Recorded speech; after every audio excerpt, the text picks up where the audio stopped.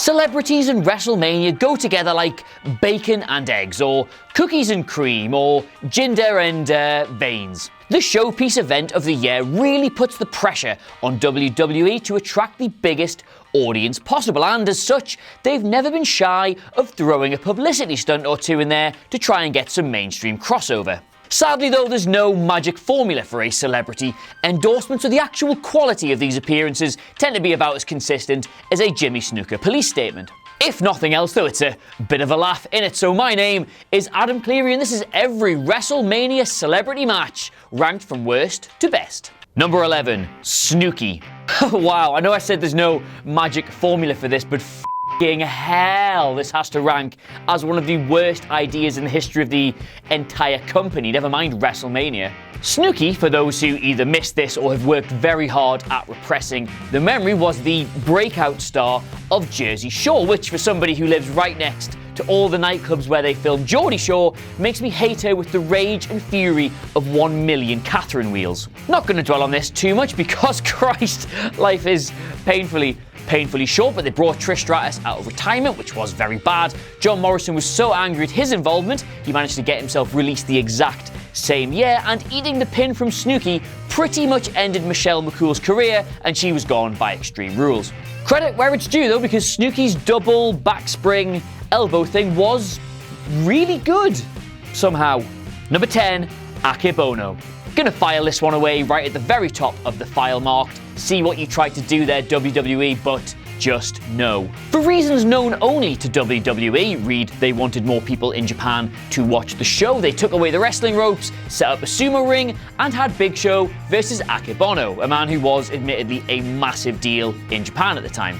After a painfully long preamble, we got the grand total of a whopping 63 seconds of actual sumo wrestling. Now, if you've never seen actual sumo wrestling before, which, let's face it, virtually nobody who was watching this match had, it just pretty much looks like two massive dudes in nappies throwing each other about. Now, to the credit of both Michael Cole and Taz, and often I get to say that, they did at least treat the match seriously and did their best to educate everybody who was watching, but sadly, nobody wanted to see that much of the Big Show's arse. Number 9, the WrestleMania 2 Battle Royal. As a general rule, Battle Royals are not good. They can be fun, but unless you've got some nice interwoven storylines in there, they're pretty much just the wrestling equivalent of stuffing a load of raw meat into a washing machine, then leaving it on with the door open. At WrestleMania 2, though, WWE decided to spice things up a bit by adding a load of NFL players into the mix, with the main attraction being William the Refrigerator Perry, who had just won the Super Bowl with Chicago. Did he win? Well, I mean, they're not having a William Perry Memorial Battle Royal this year, are they? I mean, mostly because he's not dead, but also because no Andre won. Number 8, the WrestleMania 32 Battle Royal. As a general rule, Battle Royals are not good. They can be fun, yes, but unless you've got some nice interwoven storylines, they're just the wrestling equivalent of packing a load of raw meat into a washing machine and leaving it on with the door open. But at WrestleMania 32, WWE decided to spice things up a bit by having Shaquille O'Neal square up to the Big Show. I mean, it was sort of interesting, and there was a bit of a story there, and they did kind of, I guess, eliminate each other. I know everybody else like tipped them all out, but they were sort of thinking each other in the throat at the time. And anyway, the whole point was it was supposed to set up a one-on-one match next year between the Big Show and Shaquille O'Neal, but obviously that didn't happen, so this was all just a bit pointless. Number 7, the WrestleMania 33 Battle Royal. As a general rule, Battle Royals are not fun. Yes, they can be fun, but unless you've got some nice interwoven storylines, they're just the wrestling equivalent of packing a load of raw meat into a washing machine and turning it on with the door still open. But at WrestleMania 33, WWE decided to spice things up a bit by having NFL star Rob Gronkowski interfere in the match. Except they forgot to tell security, and a very diligent lady tried to throw him back over the barricade. Anyway though, when he did finally make it into the ring, he shoulder tackled Jinder clean out of his boots and everybody cheered. I wasn't great, admittedly, but I was 4 pints deep at the time and I knew Pacitti had Rawley in the prediction, so I was having the greatest time. Number 6, Butterbean.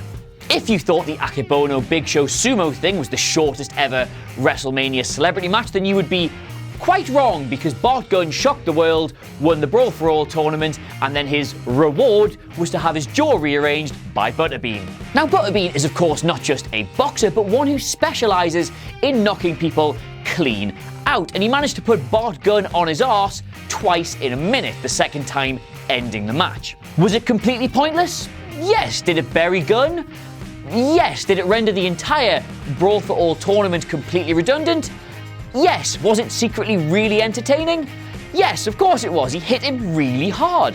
Number 5. Maria Menounos. For what I was saying about the whole SNOOKI debacle, it does kind of go for this, just obviously nowhere near as badly. Maria Menounos, and you've got no idea how many takes I've wasted on that pronunciation, was, unlike pretty much everyone else on this list, actually really good in the ring, and she'd already done a few matches for WWE prior to this. Plus, she got through the whole thing with 2 cracked ribs, so rounds of applause. The match itself was, admittedly, pretty good. Kelly pulled out a frankly sick somersault senton for the win, and it actually felt like a wrestling match, unlike, again, everything else on this list.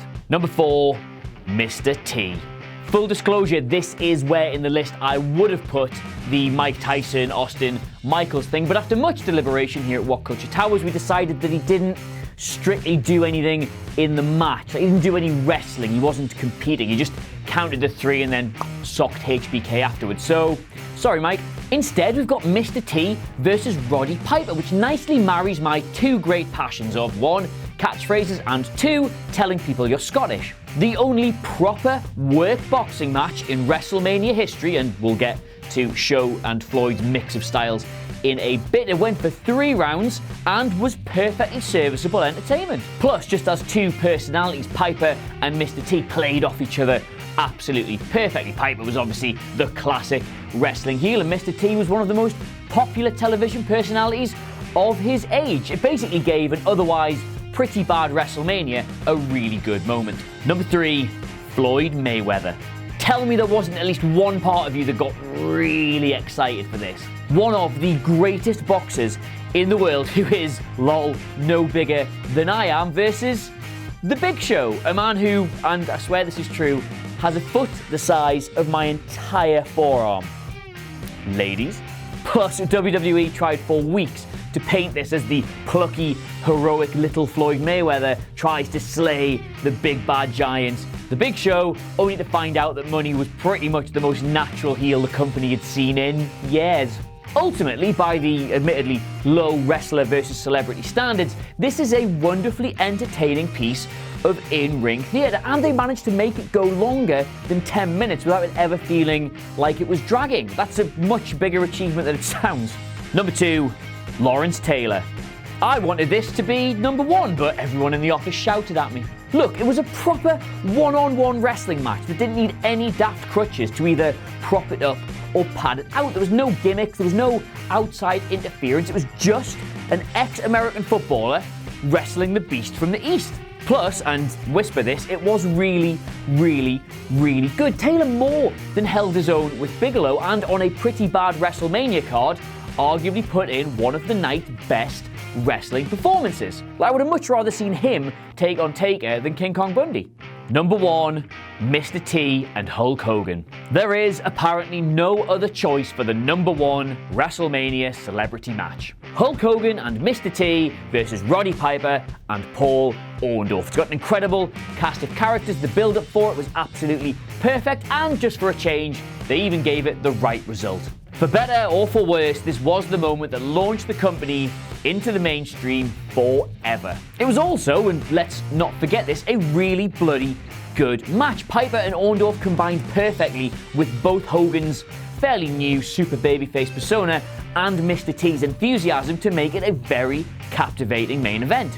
Plus, and perhaps most crucially, it helped establish everyone in the match as a big deal. Hogan and Orndorff would go on to sell out shows off the back of their own rivalry, and Piper became a big enough deal to have a one-on-one with Mr. T the year after. It's basically this magic formula of spectacle and occasion and entertainment, and crucially, giving the boys the rub that Vince has spent 33 years trying to replicate. So, that's our list. Let us know what you think, as well as if any of the other myriad of celebrity WrestleMania interaction should have made it onto the video by leaving a little comment below. And of course, don't forget to like, share, and subscribe. WhatCulture.com for your content needs. We're also on Twitter at WhatCultureWWE. But until next time, I've been Adam Cleary, and I'll see you soon. Oh, wasn't that something? Don't forget to like, share, and subscribe below. And also, the people who made this lovely video, they're appearing right here. But if you're thinking to yourself, I want to see more content, Jules, then why not look above my head? As there probably is some. I don't know. I can't see it. Until next time.